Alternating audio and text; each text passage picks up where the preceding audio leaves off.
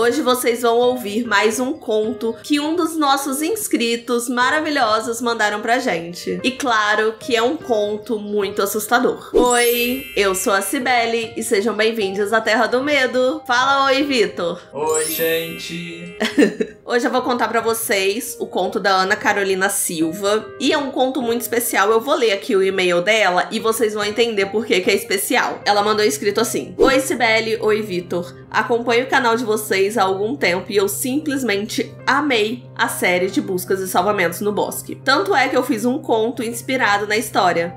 Não sei se vocês vão ler algum dia, mas tá aqui em anexo. Não só lemos, como vamos ler aqui para o nosso canal. Amo o canal, quando eu tiver uma renda fixa, quero me tornar membro. Beijos, Ana Carolina. Ana Carolina, muito obrigada pelo seu conto. E pra você que chegou agora, pra você que não acompanha o canal há muito tempo, Buscas e Salvamentos no Bosque é uma websérie que a gente fez aqui no canal, que de vez em quando a gente faz, e é uma websérie de 8 episódios, em que a gente contou algumas histórias de terror na natureza, é basicamente isso. E a Ana Carolina escreveu um conto baseado nessa websérie e eu fiquei super bobinha, gente, porque, querendo ou não, foi um conto que ela se sentiu inspirada pra escrever depois de assistir A Terra do Medo, então eu fico lisonjeada sim. Vamos pro conto, mas antes, confere aqui embaixo se você tá inscrito nesse canal e já deixa aquele like. Queridos papai e mamãe, eu sinto muito que tudo tenha chegado a esse ponto. Nunca foi minha intenção tirar minha própria vida, mas como vocês devem estar percebendo, nessas 2 últimas semanas eu não ando muito bem. A criatura vem me seguindo desde que eu saí daquela maldita mata. Eu sei que vocês só acham que eu fiquei completamente maluca depois que eu voltei daquela viagem, mas eu juro que não é o caso. Por algum motivo, vocês não conseguem ver essa criatura, mas eu vou contar tudo pra vocês aqui agora, porque eu sei que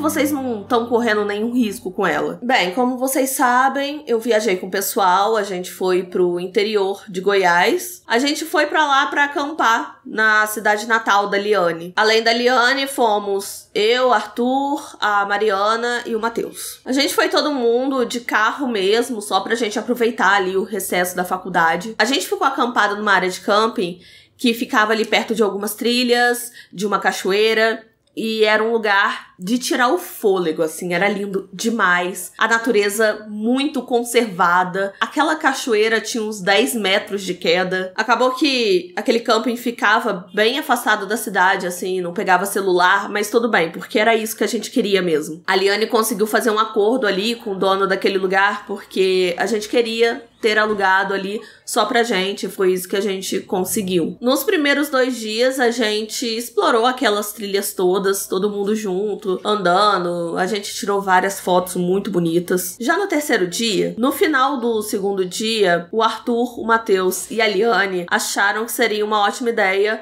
explorar pela mata, saindo das trilhas mesmo. Eles foram, mas eu e a Mariana, como a gente já tava ali com um pouco de medo de sair da trilha, se perder mesmo, a gente acabou ficando na nossa barraca mesmo. Pra falar a verdade, eu e a Mariana, a gente se opôs bastante a essa exploração que eles queriam fazer. Até porque tinha bem especificado no nosso contrato de aluguel que a gente não podia sair das trilhas pra explorar a mata ou alguma coisa assim. Principalmente à noite, porque não tinha ninguém ali por perto pra ajudar a gente, fora os animais selvagens que tinham ali pela floresta. Mas a Liane insistiu que ela conhecia muito bem aquele lugar, aquela região já era familiar pra ela, e eles resolveram ir mesmo assim. Hoje eu vejo que eu tinha que ter insistido mais pra eles não terem ido. Sei lá, amarrado eles numa árvore, dado remédio pra dormir, qualquer coisa pra fazer eles ficarem ali no acampamento com a gente. O inferno começou por volta de 7h30 da noite. Já tinha escurecido e era uma noite sem lua. Eu e Mariana, a gente tava conversando ali sobre o nosso dia, como foi legal, até que a gente ouviu um grito. E a primeira coisa que a gente pensou era que era uma pegadinha dos nossos amigos. Mas mesmo assim a gente resolveu sair da barraca. Foi quando a gente viu a Liane e o Arthur correndo desesperadamente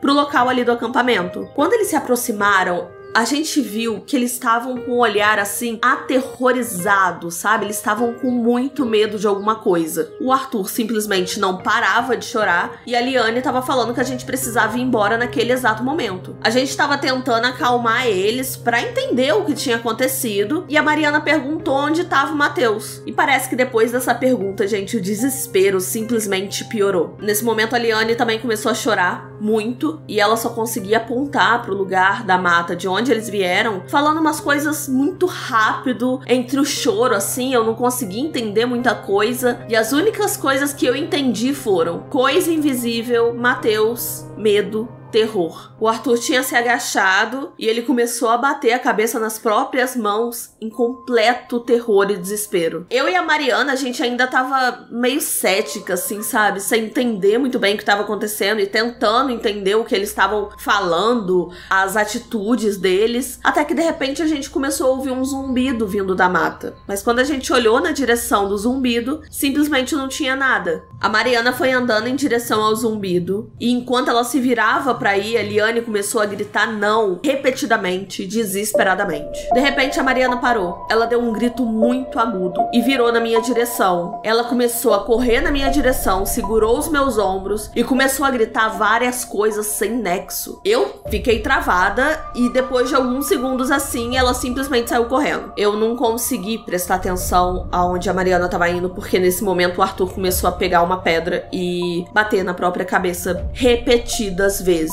E eu, sinceramente, não tava conseguindo parar de olhar. Como eu falei, eu tava completamente paralisada. A Liane tava gritando, olhando pro Arthur e olhando pra floresta. A cada pedrada que ele dava nele mesmo, ele começava a virar uma massa disforme de sangue, sabe? Nesse ponto, ele já deveria ter morrido, mas ele continuava se acertando com a pedra. Finalmente eu consegui parar de olhar, porque aquele zumbido tava ficando absurdamente mais alto. A Liane percebeu que eu tava ouvindo e falou pra eu não olhar, mas eu olhei e eu vi.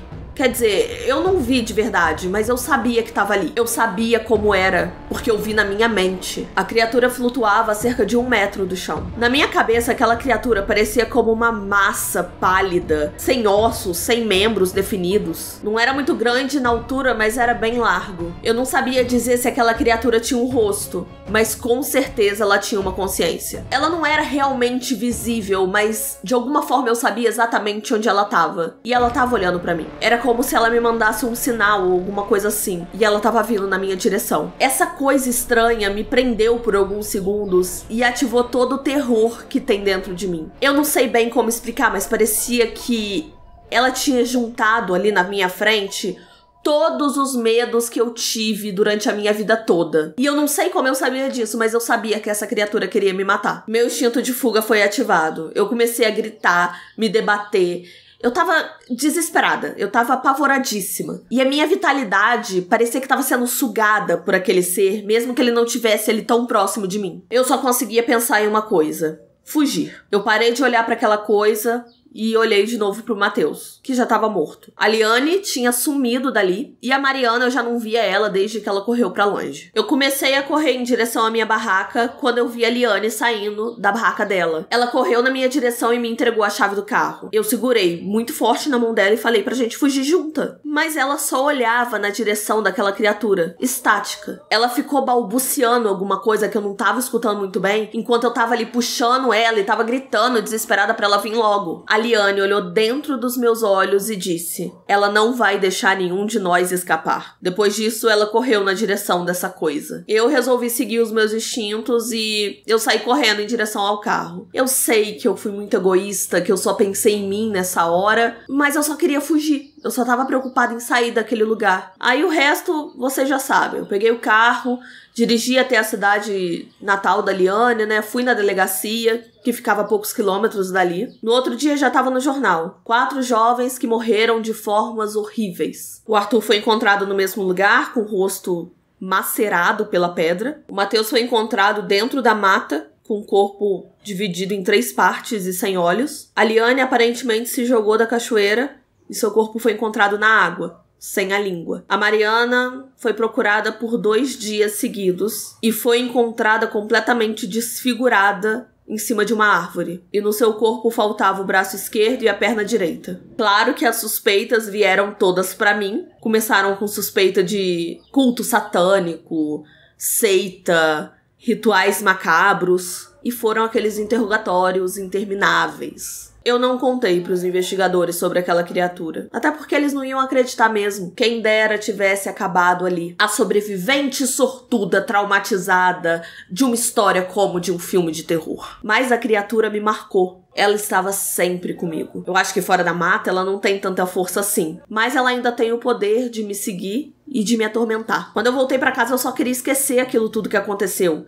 E eu comecei a achar que os sonhos que eu tava tendo era por causa do trauma, gente. Do trauma daquela noite horrível que eu passei. Só que ela tava vindo de dentro de mim, se arrastando do meu subconsciente. Primeiro eu só via essa criatura nos meus pesadelos. Depois eu comecei a ver ela como vultos esporádicos, assim. Depois disso, em qualquer reflexo, eu olhava ela do meu lado.